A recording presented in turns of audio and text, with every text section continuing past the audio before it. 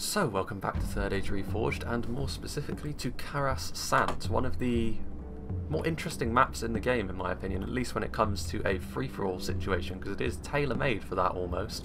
All of the armies start around the outside of the settlement, and then the battle as it goes on will naturally want to transition to within the city streets, so it's not enough to simply build your army for one purpose here. You're going to need to spread out your effectiveness a little bit, because what is going to work for you out in an open field may not work for you in a situation like this where there are more narrow streets and choke point style fighting. So I was interested to see how this battle would go. Now unfortunately there was an 8-player free-for-all that we had on the fields of Anduin, I believe, but unfortunately Steam maintenance reared its ugly head as the battle was entering its finale, so that's rather unfortunate because it was utter chaos and bedlam with goblins and Uruk-hai and men and no elves, actually, interestingly enough, running around the field, and it was going to be pretty fantastic, but unfortunately that was not to be. But fortunately there was another good battle that I was a part of, and this was it. So Rohan, Karnd, Rune and Arthedain are all vying for control of CARAS SANT. Now we'll go through the army composition, so if you're not interested in this part of proceedings you may skip to the battle by using the timestamp in the description below, and also there will be the links to the ModDB and to the Discord down there as well, at least until the website is back online. So, without further ado, let's go through the army compositions, and we'll start off with my army, because I know how to talk about my army best and my thinking behind it.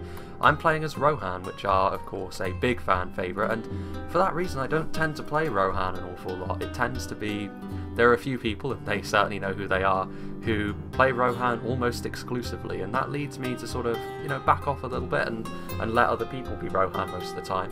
So this is going to be interesting, because I'm not really used to playing a faction with this kind of playstyle anyway, but it has shifted a little bit based on the nature of the map. It's not just an open plain where I can just vomit cavalry all over the place and try and micro my way to victory. In this case I'm going to have to be a little bit more multi-focused. So I have, I think, 3 units of the Riddermark spearmen here at the front, and they're okay as spears. They're not going to be anything too special, but they aren't too expensive either, and I wanted to have some sort of infantry force that was able to withstand some amount of punishment, and also out here on the open field, especially considering my opponent, the spears may come in pretty handy. Just in behind them, we'll go through my infantry first of all. We have the Meduseld Guard, the very, very deadly Rohan javelins. They are, technically speaking, sort of general's bodyguard tier of units, but obviously you can bring them without having the general in it. They don't have a lot of ammunition, but what ammo they do have is very, very deadly, and when they're in melee they do have multiple HP, so they are very effective there as well, which is going to be important because the vast majority of my infantry is slightly lower tier. However, I did also bring a couple of units of the Westmark Marshals, formerly known as the Marshals of the Red, slightly higher tier shock troops. They are no longer multiple HP like they were in the previous patch, however, they do still have a big armor piercing bonus, and unlike most AP units, their attack value is not lowered because they are two-handed axe units. Now this does mean that unsupported, they will start to fall away pretty quickly. Shock units such as this don't have a great deal of endurance on the battlefield, but provided I can sort of saturate my line with spears, then these guys should do pretty well for themselves, but I was still quite worried about them falling away too quickly. And then also I have 3 units of the Eastmark spears back here. They are even lower tier than my Riddermark spears. Wanted to fill out my line a little bit, have a bit of reserves, you know, a little bit of chaff just in case I needed it. And, you know, as spears, they're obviously not going to be able to beat anything one-to-one as such, but they should give me the numbers I need to have my front line hold. However, then we come on to my cavalry, which is obviously the pride and joy of the Rohan army. In this sort of situation, it's only going to be extremely useful on the outside of the battlefield, especially considering who I'm fighting, who we'll get onto in a moment, who is obviously Karnd. We have the Sons of Yorl, who are not actually my general's bodyguard unit, because considering the positioning I had on the battlefield and considering who I was fighting, I did intend to be quite aggressive with the Sons of Yorl from the start. And the Sons of Yorl, I think, they are a knight unit, and I believe their deal is that they don't have as big a combat malice in a sustained fight as some of the other knights. However, they don't have the same level of armour as something like the Camel's Dragon Knights or the Knights of Innuminas. So in a rather similar vein to the Haranadai nobles from Rudaur, they have sort of traded some of the knights' more defensive qualities to be a bit more offensive, which certainly fits Rohan's MO. And then as we move up here, I've got a couple of units of Riddermark skirmishers, another unit that's worth remarking upon, because they are obviously mounted javelins, so I was hoping that they would give me a bit of an edge in the mounted combat, particularly as Karnd have quite a lot of melee cavalry. I didn't actually know I'd be facing off against Khan, but considering that I am, I'm very glad that I brought them, because they also double up as basic melee cavalry, and they won't be able to beat obviously higher tier cavalry units, but against lower tier lancers and cavalry of a similar type to themselves, they will perform quite well, and if you support them as well, that cavalry bonus can come into effect. So they are definitely the cavalry hunters of the Rohan army, which can be quite important considering the amount of lancers that Rohan often bring. I've only got one lancer in my army this time actually, so it's a very strange sort of cavalry force I brought considering Rohan's sort of usual fare. And then over here I have the Red Shield of Eckenbrand. This is my General's Bodyguard unit, and I opted to put him in the Red Shields rather than in the Sons of Yule, simply because the Red Shields are likely to stay out of the firing line for a longer amount of time. They're going to be obviously on the periphery of the battle, using their bows to try and skirmish down the enemy. And they still have multiple HP, and they are also melee cavalry, so they're going to be less likely to be ripped apart by the Khandish cavalry, although they do only have 52 men in the unit, so I will still need to be quite conservative with them, but they are also backed up by a couple of units of Riders of the Fold.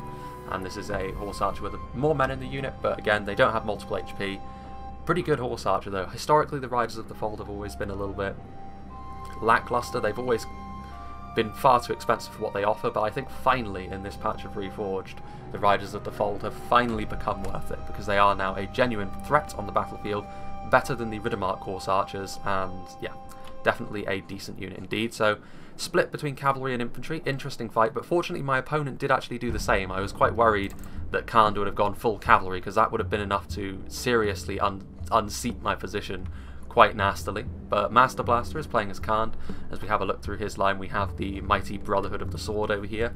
1-to-1, I don't think I could beat the Brotherhood of the Sword with any of my infantry, except maybe the Meduseld Guard, provided they were supported. But yes, definitely a very deadly unit for me. Rohan don't have the highest armor values, which against the vast majority of the Khandish infantry force is actually a good thing, because a lot of Khan's infantry is AP, but the Brotherhood of the Sword are not. They are definitely a high attack value focused unit.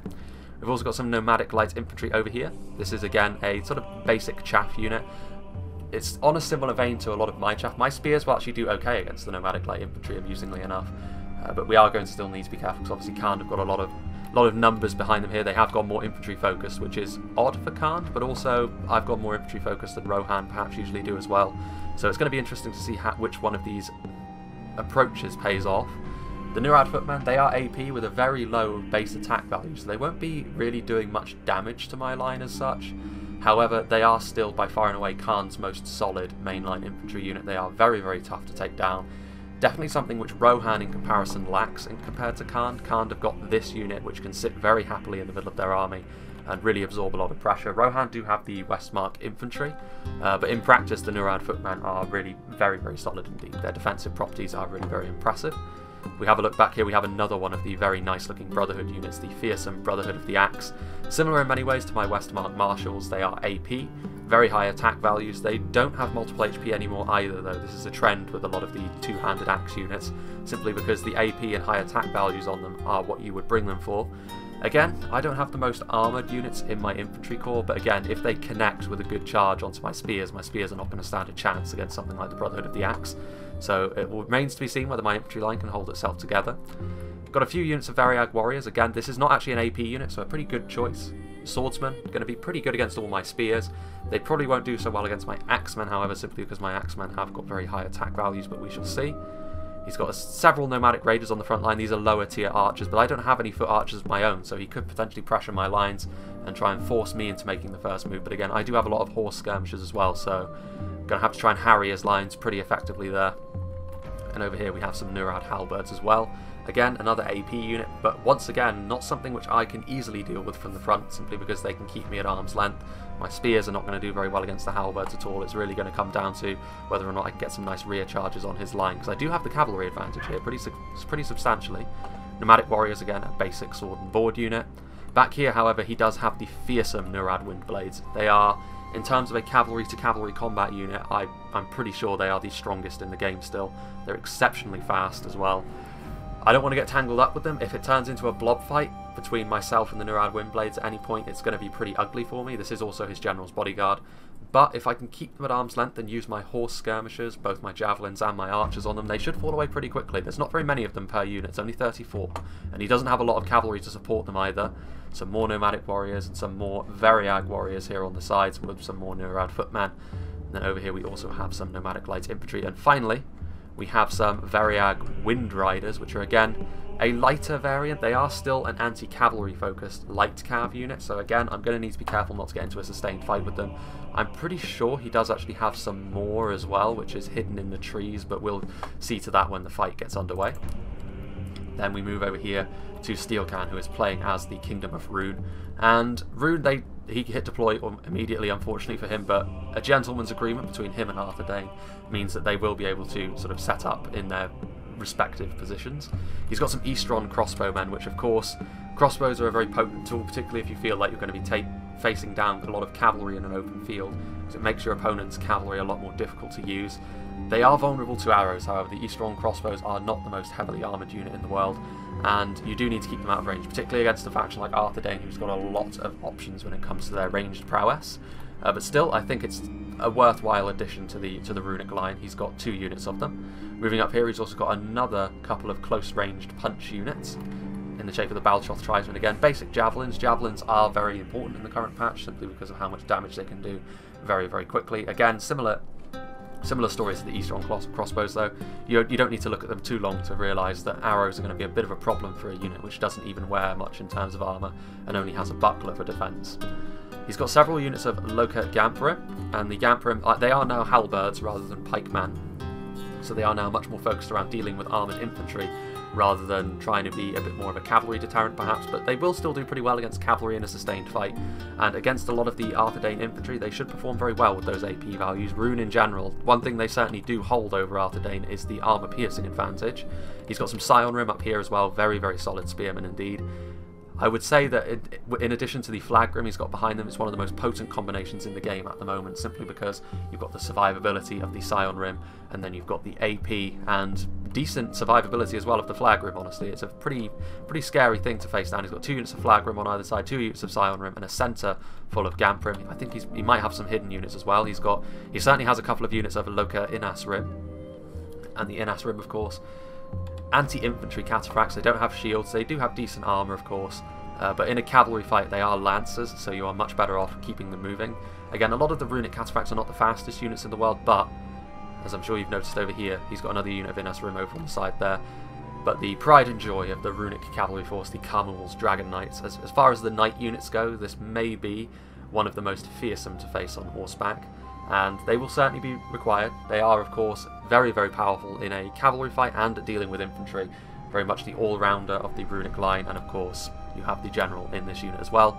And then finally, I'm sure that Arthur Dane will have more than their fair share of hidden units, but we have Dwayling playing as Arthur Dane. Having a look over here, we have the Wardens of the North, which is his general's bodyguard, one of the 3 armour-piercing archers in the game. Against Rune, definitely a good pick, because they can either try and poke away at the Carmel's Dragon Knights from long range, or they can pick and choose their targets from among the runic infantry and really start going to town. They are also very good in melee, provided they can survive any sort of skirmish fight, but it doesn't look like Rune have gone for any archers. So Rune are definitely going to have to be the proactive ones over here. He's got a full front line of Arthur Dane pikemen, which again is probably a good thing, because against all of those Gamprim, the Arthur Dane pikemen should be able to keep them at arm's length for the most part, as long as they're backed up. Obviously the Scion Rim may well be able to bulldoze their way through the front line. Over here we have a full complement as well of a lot of units of Arthur Dane men-at-arms. I think that's 4 units of them. All of them have got the armour upgrades as well, so definitely a solid unit here. They also outnumber the flag rim in the enemy army by quite a lot, but they do need to be careful because there's a lot of AP in that runic line, and that could end up working against them. And then back here he has another full complement of Arthur Dane marksmen, so he's gone for a very uniform style army here. And the Arthur Dane marksmen, obviously, I would suggest he should probably spread them out a little bit, because he has 3 units of them. The enemy doesn't have any archers, at least not that I saw. He could have the Carmel's shadow bows, but if he spreads them out and gets some nice angles on the enemy, Rune may well start to take some heavy losses, particularly from their unshielded units.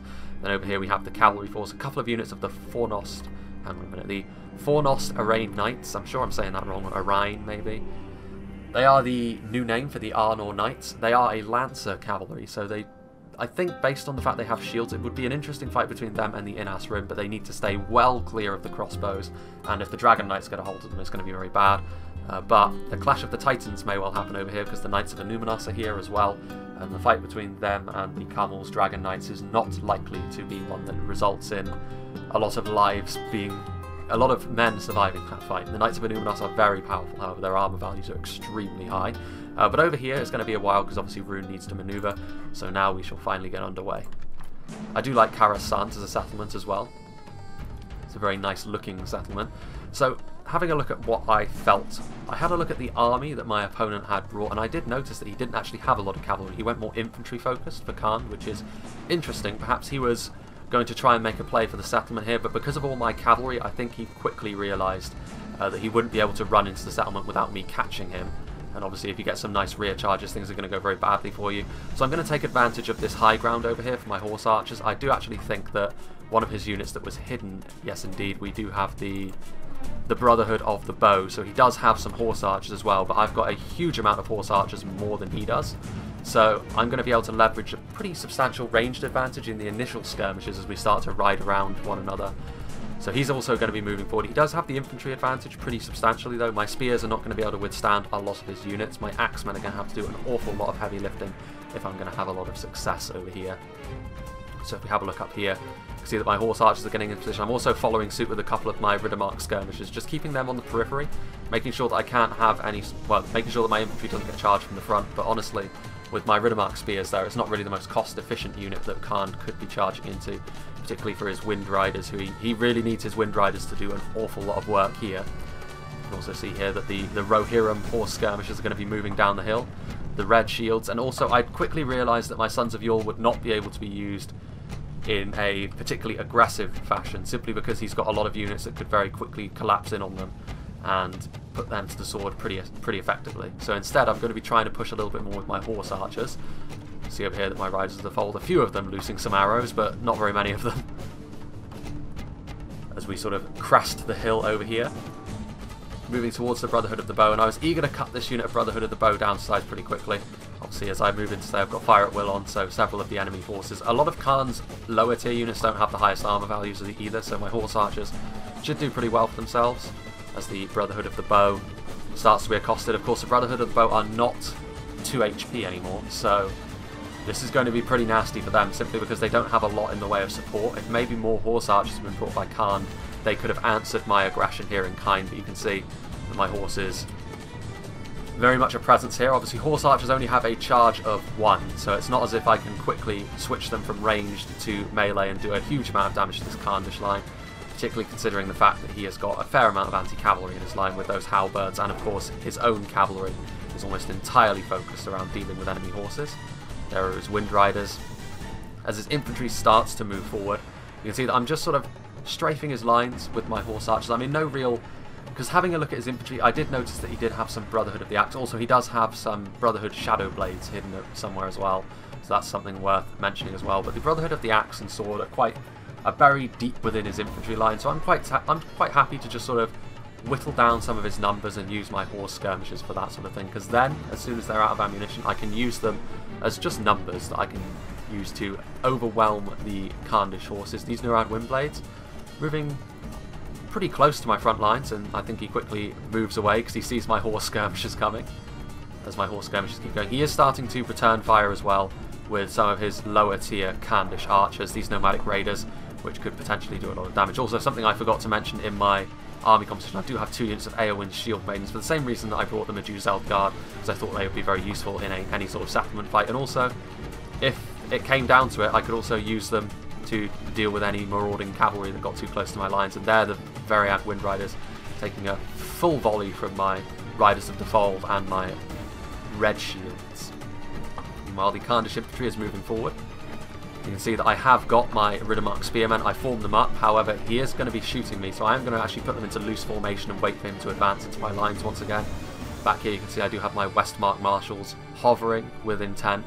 My horses are they're going to cycle back onto the hill and do a similar sort of drive-by as I did before, because a lot of the Khandish infantry, you can see there's a lot of bodies littering the battlefield, and all of this so far has been done by my horse skirmishers. So you can see I'm getting into loose formation again. Rather wisely, my opponent did note the position of my Riddermark skirmishers and Sons of Yule over here, and he has got some Nurad halberds. I could try and squeeze over here But the presence of the Wind Riders and the Halberds is not worth it. My Sons of Yore would pretty quickly find themselves isolated. Again, more and more arrows coming in for my horse skirmishers. This is what Rohan are really very, very good at. And the Nomadic Warriors taking a pretty substantial amount of losses.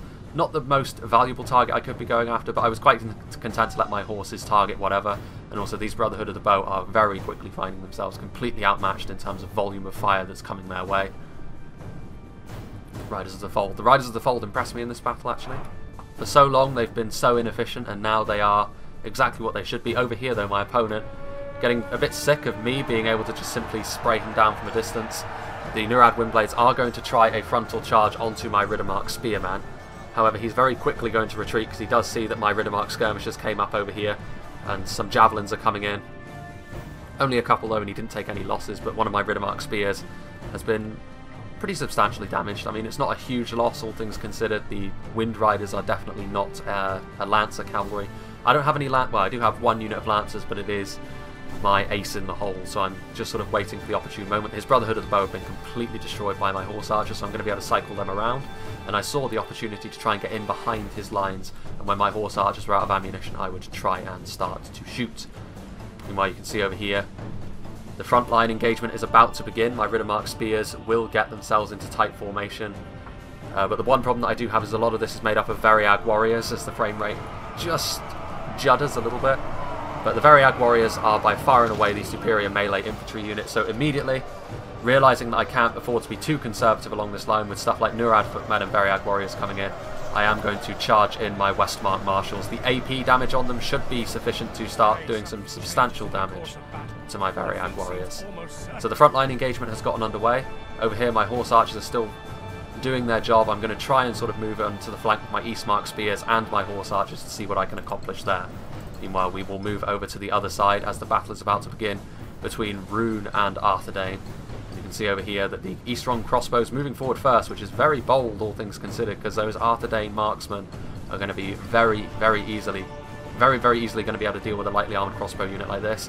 The Loke Gamprim are also taking a huge amount of arrow fire from the Arthedain skirmish line, so Arthedain get off to a good start here. However, Rune are spreading out much more efficiently than Arthedain, and Arthedain can't afford to be outflanked by all of this armour-piercing infantry over here, and indeed Rune did have some hidden units, and it is yet more armour-piercing. The Carmel's Shadow Guard, with those mighty AP halberds, going to be able to get into these Arthedain men-at-arms, and things are going to go very poorly for them at this rate. Meanwhile, the Arthedain cavalry on the run from Rune. You know, this is only Inas Rim and Scion Rim. The Scion Rim here, and honestly, the Arthedain cavalry is now too far away, and this is going to lead to an enormous charge downhill over here from the Runic cavalry. Arthedain, well, there goes my general. My red shields were pursued by the Wind Riders, which is not good for me. We'll get back to that in just a second. Actually, we will just turn the speed down here as the charges come in, and Arthedain's cavalry, because they retreated too far away in fear of the spears, Rune are now going to have free rein to start charging downhill with all of their heavy cataphracts, and the Runic cataphracts are so devastating off the charge. The Inas Rim are going to be able to get into these Arthedain marksmen, and that's going to be one of the archer units down, and at this point the Arthedain archer units are probably going to be their only chance of pulling something out of this, because their front line is all over the place really, and the Rune are going to be able to take advantage of this chaos pretty quickly. The pikes were not with the infantry. The pikes did not move up quickly enough, and this means that the Flag Rim are going to be able to quickly start cutting down these men. And also the Balchoth tribesmen are not being engaged in a skirmish fight either, so the pikemen are going to be quickly dealt with by such weaponry. Over here, this unit of Gamprim, to be fair, was very efficiently cut down by the Arthedain marksmen, and the pikes over here are winning. On this flank, things are going pretty well for Arthedain. The Wardens of the North, I think, are trying to focus down the Carmel's Dragon Knights, but over here you can see another brutal rear charge is about to be engaged with here by the Inas Rim, and the pikes, they do take a little bit of time to turn around, and this might be the sort of thing that could honestly break them, particularly seeing as they've been under javelin fire. Nasty charge there from the Runic cataphracts, and again, trying to retreat, trying to save and conserve your cavalry here is going to be the key, and now the cavalry, the Arthedain army, is pretty much in disarray. Initially things were going alright for him. He's still focusing down this one unit of Gamprim that's going on his flank, but the archers are really needed elsewhere. The front line is being collapsed in on by all of the armor-piercing damage of Rune. He's still trying to charge after the cavalry. And you can see that the Arthedain pikemen breaking under the weight of the runic cataphracts. The Fornost Knights coming in. But again, it's too late. I think the misplay from the cavalry here was pretty key. And the flank, the Arthedain right flank from the Arthedain player's point of view was utterly just crushed like a paper bag by the runic cataphracts. Meanwhile, over here you can see that the front line engagement is still going on. However, my cavalry over here, as I'm sure you noticed from the loss of my general, my red shields was broken. His cavalry very quickly changed focus over here, because all I had over here was one unit of Riddermark skirmishers and all of my horse archers, which were out of ammunition, so I was planning to cycle around and try and recharge his lines, because that would hopefully give me the real advantage. I'm trying to use my Riddermark skirmishers to shoot point blank into the Nurad Windblades, but the Windblades are so powerful. The Windblade's able to carve through my red shields. The red shields are melee cavalry as well, so it's not like they have a malice in that particular fight. And then up here you can see, I am trying to get rid of his Variag Windriders with what was left of my Riders of the Fold, but unfortunately I think he actually revealed another unit of Windriders and was able to sandwich my horse archers in a pretty deft ambush, I must say. I got a little bit greedy. I felt like I could finish him quickly by recharging his front lines, but it didn't. Things did not work out that way. However, the infantry fight, amazingly, is actually going pretty substantially in my favour. My Eastmark spears are doing a good job at holding here. They're actually beating the nomadic warriors. I did move forward my Eowyn shield maidens more as a method to try and help deal with the Khandish skirmish line, but I was also quite content to take away Khan's archers, because my shield maidens do have a fair amount of ammunition, so I wanted to really hammer home my advantage there. Moving forward my Sons of Yule to try and go around to the flank that I effectively lost with my cavalry over there. However, looking down the infantry line, the Westmark marshals, the former marshals of the Red, have done an amazing job here. All of the Variag warriors have been just put to the axe by the Westmark marshals, my Riddermark spearmen forming a makeshift meat shield for them, and the high damage that they were putting out was immense. In the middle here, where the Variag warriors are combined with some Brotherhood of the Axe, things are a little bit more dicey, and also there are less, I want to keep calling them Marshals of the Red, there are less Westmark marshals in the middle, because I sent them each to try and evenly deal with one flank. But here in the middle where the Khandish elites are, things might get a little bit hairy. Also over here there are the Brotherhood of the Sword, and here in the middle the Brotherhood of the Sword, because they are so skillful and most of my men are not armoured, the Brotherhood of the Sword are doing a very good job, and it looks like Khand are going to win in the middle, but on the two flanks things are going very well for me. The Nurad footmen are not doing too well. I did have to commit a unit of my reserve Eastmark spears to hold up the line, but for the most part the infantry fight is going in my favour. I do still have another unit of Riddermark skirmishers I can use to try and deal with his Windriders, which he still has a substantial amount of. He's also moving forward his Brotherhood Shadowblades. The Brotherhood Shadowblades over here, but I did immediately see them, and the Shadowblades, in a similar vein to the Brotherhood of the Sword, are the sort of thing which can very, very quickly start cutting down my infantry, so I immediately target both units of my Shield Maidens. The axes coming in, dealing an immense amount of damage to them very quickly. So it looks like they are going to try and get some decent damage done. The Nomadic Raiders are also largely dealt with. They are now going to try and retreat very quickly, but I'm not going to let them go very easily. His Variag Windriders are still alive. He does still have his Wind Blades as well, his Nurad Wind Blades, 23 of them at that. So I'm going to need to get a nice downhill charge with my Sons of Yule. But as things are going, things are still going okay for me. I would say that I do have the upper hand simply because of my skirmishes. I do still have my Meduseld Guard in reserve as well, whereas my opponent has had to commit forward everything. But even so, things didn't go as well as I wanted on this flank with my cavalry, but most of it was horse skirmishes, so perhaps I should have expected something different. Over here, though, things have... Arthedain have managed to sort of turn this around a little bit. Their front line has stabilised somewhat, and much of that, I have to say, is probably down to the pikemen. The pikes have managed to sort of deal with the admittedly quite thin line of runic infantry from the front, because Rune did spread out quite a lot, whereas Arthedain were a little bit more compact. Over here, meanwhile, you can see these Elope Gamphrim have stopped, lost micro on them, and over here the cavalry fight is continuing. However, the Knights of Anumanas are the only ones left alive. The Fornost Arain Knights seem to have been really cut down by the runic cataphracts, and that isn't too surprising. The Arnor Knights, as they were previously known, are Lancers. So are the Inas Rim, but I believe the Inas Rim have got a higher armour value. And really the Knights of Anumanas have to tie the cavalry line together. and the Carmel's Dragon Knights have been taking losses. I do know for a fact that the Wardens of the North have been targeting the Carmel's Dragon Knights as much as they can, but the Rune do still have the cavalry advantage, and now once again the Arthedain cavalry is in full retreat, going off into the distance, into the plains, away from the settlement, and this, of course, every time he does that, he opens the door for Rune to simply turn around and start recharging his infantry. Over here you can see this big blob of Locust Scion Rim is just carving through these Arthedain marksmen. They're not the same infantry powerhouses as Arthedain have on the front line, but even on the front line things aren't going too well for Arthedain. Defeat still seems like a distinct possibility. These Carmel's Shadow Guard that are really crunching in from the sides, dealing with these Arthedain men-at-arms as well. He's upgraded Arthedain men-at-arms at that, although over here Arthedain are winning on this flank, but they lost so catastrophically on the other flank that I think it is going to cost them. I don't think they can dig their way out of this hole, particularly not as once again the cavalry retreated, stood off Rune,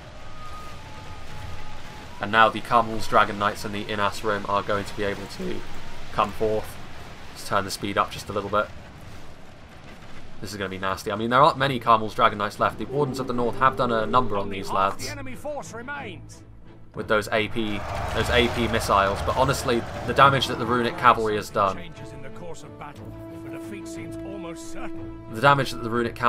throughout this battle has been very substantial. The Inas Rim have very easily paid for themselves, and once again, the Arthedain cavalry, it's like trying to put a band-aid over a leg that's been blown off. They're coming in, but it's far too late. And also, these knights don't really have the advantage in melee anymore against the Inas Rim. Micro was regained on those Gamp Rim, and they are now going into melee against the Dunedain Rangers. The Rangers' presence would actually explain why Arthedain haven't died yet, because the body piercing on the Rangers has probably helped their front line stay in shape. These Flagrim are actually pursuing a unit that's routing, which has sort of left this front line in a bit of disarray. But this sort of powerhouse of infantry over here that Arthedain have is really the only thing they have going for them now. Those Inas Rim need to be careful. Those are pikemen. But they do still have their javelins, Rune, and they do still have their crossbows. The cavalry advantage is now well and truly theirs, although the Knights of Anuminar still in perfect health, well, nearly perfect health, and the Dragon Knights certainly are not. Meanwhile, if we have a look over here, we can see that the infantry, I did actually break here in the middle, the Brotherhood of the Sword managing to do their job.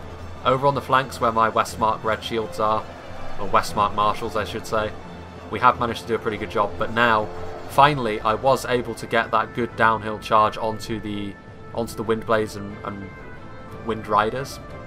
And the Riddermark skirmishers, I'm just using them because I have used up all of my javelins. So having used up all of my javelins, I was content to let my Riddermark skirmishers just hold them in place for my Shield Maidens to start really peppering them down. The Shield Maidens will make mincemeat of any of the Khandish cavalry. And finally, I was able to get what I wanted all along, a nice rear charge with my Sons of Yore into the back lines of Khand, and I'm finally going to put my lances through the Brotherhood of the Sword, and these nomadic warriors instantly breaking. So the infantry fight is finally going to be swinging substantially in my favour. Over here, the Brotherhood of the Axe as well. Going to be able to get a nice rear charge on there.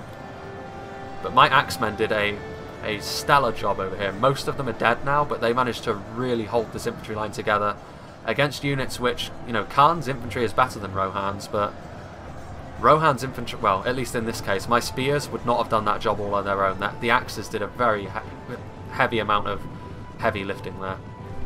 Over here, the Sons of Yore retreating again. Getting my Shield Maidens into a good position to start throwing their axes down over here. Trying to bottle up what infantry he's got left over here. Just sending my Eastmark spears in. Getting my Shield Maidens a little bit too close over there. You can see over here, actually, that as a result of my Shield Maidens doing an awful lot of damage to the... I think this is actually the... Well, all of his cavalry is now pretty much gone. My skirmishers were able to chase them down and put them to the sword very quickly. These Brotherhood Shadow Blades are in for a rough time, I feel like, because my Sons of Yore have found them. I think I'm actually going to sandwich them between two cavalry units and finish them off well and truly. Actually, my Riddermark skirmishers are going to leave instead. We have they're going to try and throw their daggers, but wiping them out in one fell swoop. The Khandish infantry is now in disarray. Khand don't have the highest morale values, and with my Shield Maidens, one of my units of Shield Maidens is out of ammunition, but the Shield Maidens will encourage my nearby troops. The Medusald Guard, I did actually have to use my javelins a little bit to keep my line from falling apart completely, but over here now, even the mighty Brotherhood of the Axe are falling apart. And now my Sons of Yore charging forth into Nomadic Raiders. As we have a look over here, it looks like victor has been decided on this flank as well, so Rune is going to wipe away what's left of Arthedain. The Wardens of the North presumably have done a lot of work over the course of the battle, but their power was not enough to keep their line from falling apart. And a lot of this, I think, was down to the way that Arthedain used their cavalry, because their army could potentially have dealt with this. Oof.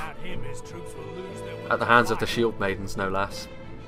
But the Runic Cavalry was what really won them the fight over here. The Arthedain Cavalry ran away from the Runic Cavalry. That's a big no-no in this situation, because you're just leaving your infantry wide open for assault.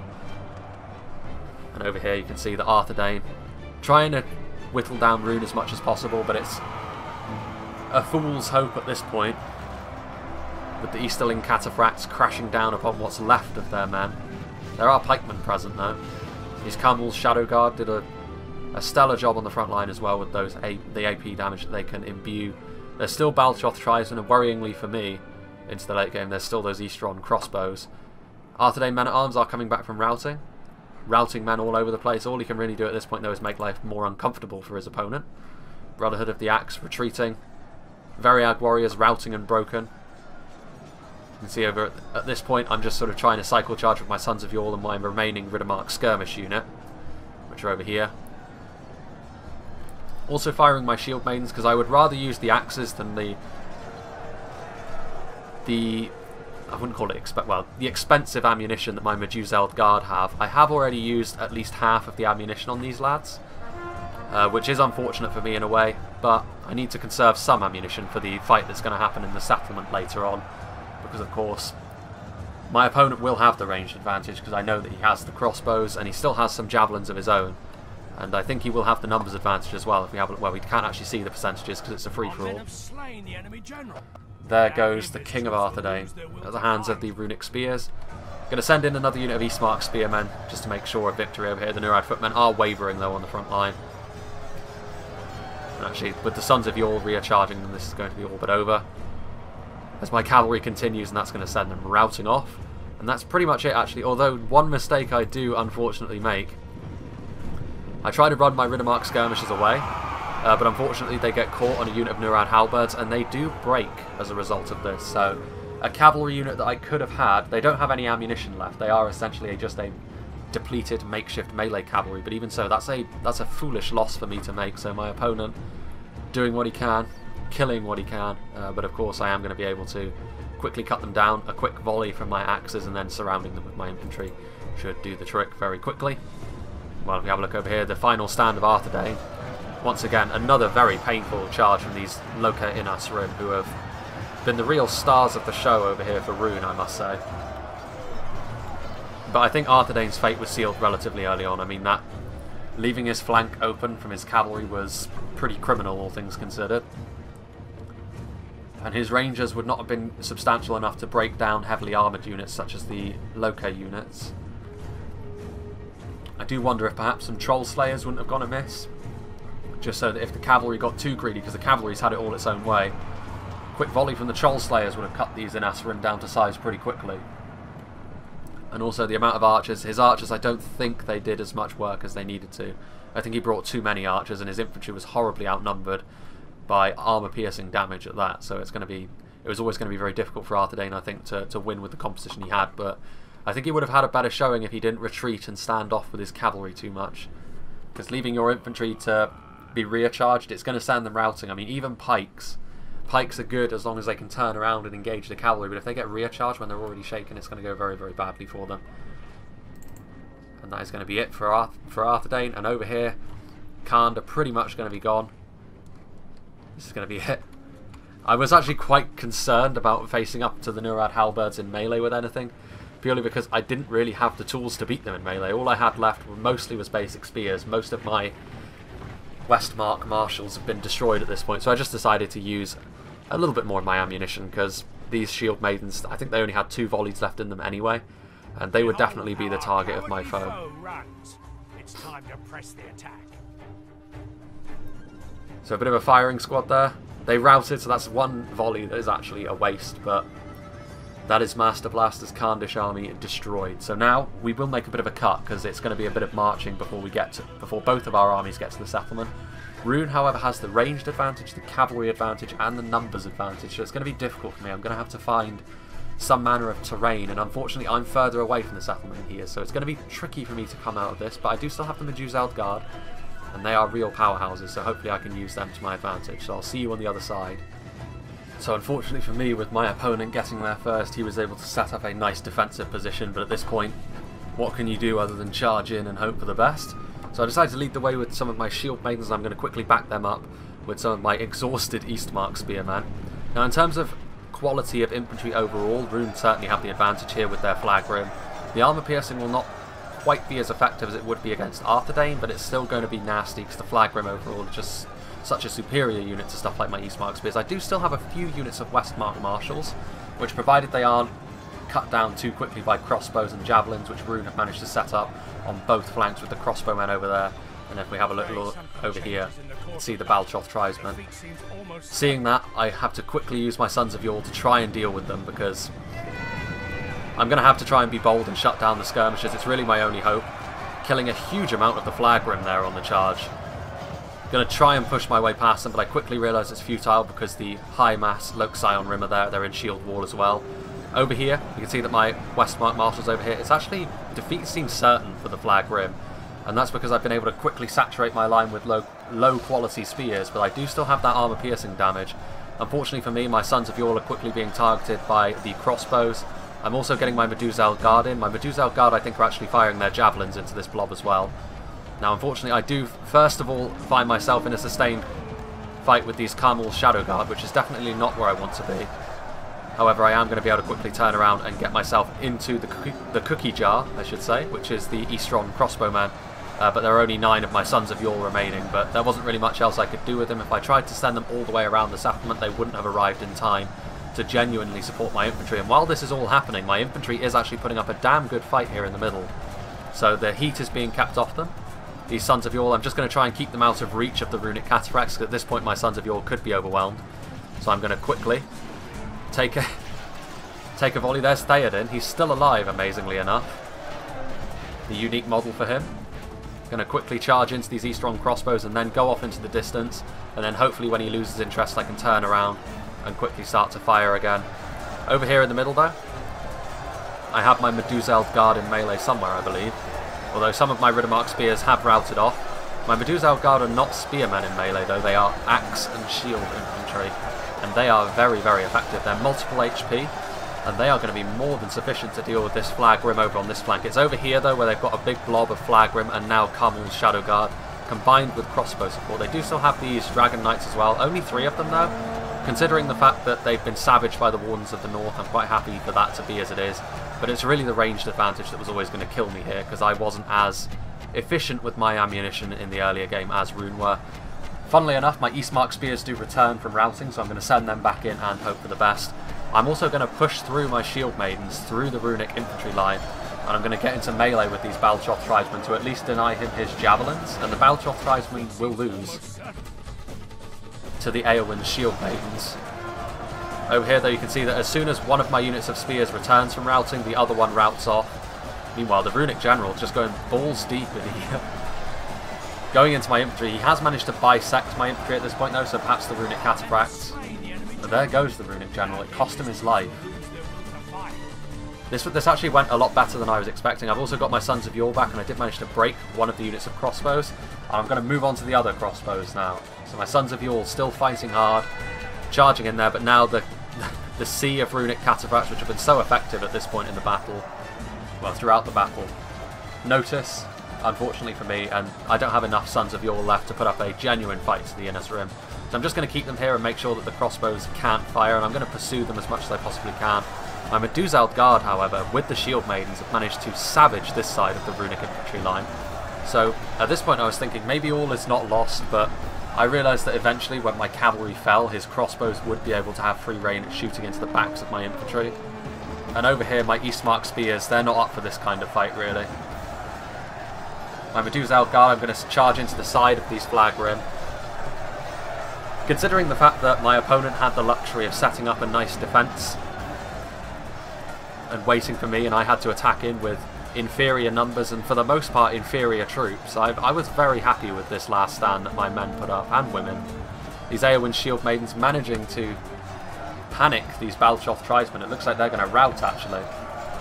But at this point, we can see actually that my Eastmark Spears that routed have come back again. So, feeling bad about leaving their comrades to die. I mean, particularly these Meduseld Guard, who I'm actually going to send over here. I'm going to try and combine my forces. At this point, it's obviously a fool's hope that I'm going to win. But a fool's hope is better than no hope. These Eastmark Spears routing off again. The perpetually routing low-tier Rohan Spears.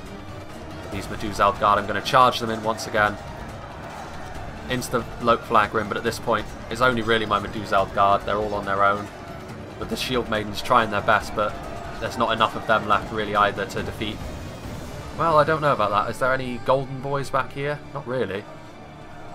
It's only Balchoth tribesmen, although they're about to be recharged by the heavy runic cataphracts, although the cataphracts are getting caught on the front line. Fighting the Meduseld Guard is not where they want to be, and also I rout off a unit of Flag Rim.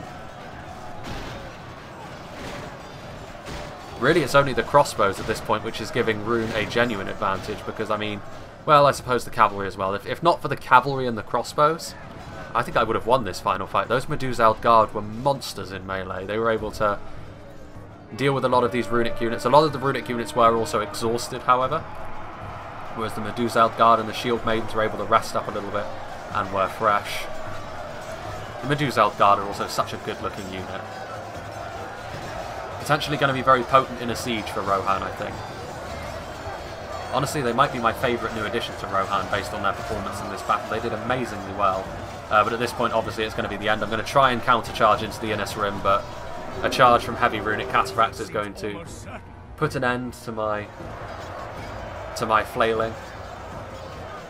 So this day, Rune's banners are going to be flying over CARAS Sant this night. But only just. I mean, if you have a look at what Rune have left, it's not a huge amount. If Arthur Dane had managed to cut down his cavalry a little more, if he'd been a little more bold, I think I would have had Rune here with what I had left. Also, I'm partially to blame as well, because I think the moment where I kind of foolishly used my horse archers to try and get in and around behind the enemy, and Khan were able to cut them down very quickly, my red shields especially, I think that was the moment where I lost the battle, because I could have potentially dealt with Khan a little more cost effectively had I not done that, and then I would have had potentially more hand projectile ammo here in the late game, and that would have drastically changed things, I feel, even if Rune had the Innis Rim. And that's going to be it. The Meduseld Guard fought to the end, and that's going to be it. A couple of units of cavalry, some battered infantry, and a half-dead unit of Eastron crossbows are all that remains for Rune. Having a look at the situation over here, we can see that Kand deploying the most men, so he had an awful lot of infantry I had to cut my way through. A lot of work was done, however. Let's have a look at and see what did what. My horse archers getting over 100 kills each. That's a decent return on them, to be fair, considering the amount of ammunition they have. The red shields don't have as much ammo either. Unfortunately, it was after they used their ammunition that I kind of wasted them. That was really the key moment here. One of my Riddermark skirmishers was also a part of that. I don't think they had used all their javelins when they got crushed by the Nurad Windblades, which is unfortunate for me.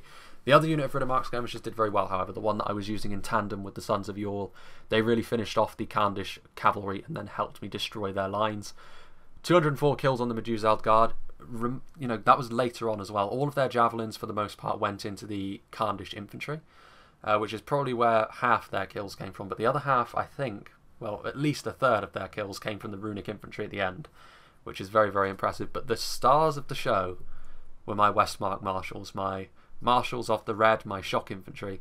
357 kills on Khandish infantry, and some of that was chaff, but there were Variag warriors in there, there were Nurad footmen in there, and most tellingly there were Brotherhood of the Axe and Brotherhood of the Sword as well. I don't know which one of these it was. I think this was the one on the side with the Brotherhood of the Axe, I would imagine. Very, very impressive work from the Westmark marshals, and it goes to show, I think most people disregard Rohan's infantry a bit. I think they say, well, they've got cavalry and their infantry is just kind of there. Don't worry about their infantry. I would say that this kind of proves that wrong, however, because it wasn't just my Westmark marshals. My Riddermark spears, which are by no means a hugely expensive spear unit, did very well. Again, it was mostly against lower tier Khandish troops, but they held against superior numbers and they didn't buckle. The only place they buckled was against the Brotherhood of the Sword, and there's certainly no shame in that. My Eowyn Shield Maiden's doing a huge amount of work as well on the Khandish line, and then later on against Rune as well, they helped keep my men in the fight, putting up as much of a fight as they possibly could. And even my Eastmark spears, you know, not doing too badly, all things considered. They are very cheap spears. One of them got 117 kills. That's a very good return on such a low investment. And then, of course, we have the Sons of Yule. 300 kills, honestly, in a situation like this is the sort of return you would expect from a knight unit like this. But, of course, they're always going to be very, very powerful. Fair play to Rune for the victory. I think what ultimately gave it to them was the good use of the Carmel's Dragon Knights, but especially the Loka Inas Rim, to completely overrun the Arthur Dane flank. That was very, very impressive. Arthur Dane, I feel like, kind of let him do that to an extent, which was unfortunate for both, well, which was unfortunate for me, because that, of course, led to Rune having sufficient skirmishers to really put me to the sword in the late game.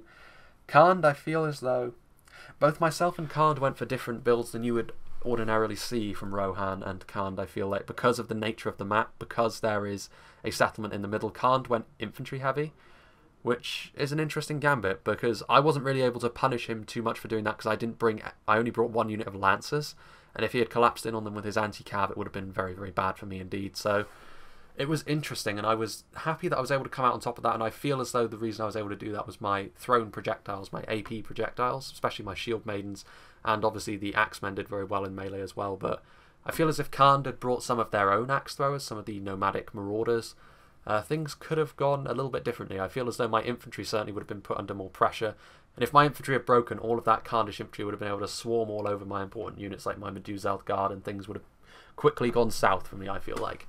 And Arthur Dane, I feel as though he needed more in terms of, I think the Troll Slayers would have helped, but I feel as though primarily he just needed to be more prepared to deal with the runic spear and cavalry combination. And also Rune did spread themselves quite thin. He could have mounted an assault of his own. Sometimes countering the enemy is not the important thing. He could have used his cavalry around the other side and destroyed the runic infantry. With the Arthur Dane pikes, then there's a case for saying that Arthur Dane would have had the better of that engagement in terms of cost. So that was a very fun battle to be a part of. I hope you enjoyed watching it. And in the description below, in addition to the regular links and the timestamps, there's also going to be a straw poll, because it will be for the third faction overview that I'm doing, because I have at this point finished the Imladris faction overview. It will probably come out after this battle, and the third one will be after that. And it is going, for the sake of making sure that we don't do similar factions, like just do 4 elves in a row or do both the dwarves really early on, I'm going to make it so that the third faction overview is going to be one of the evil men factions. So Rune, Harad, that sort of thing. Choose your favourite one of those, and that will be the third faction overview that I do. So yeah, I hope you enjoyed this, and I hope you will join me for whatever is next.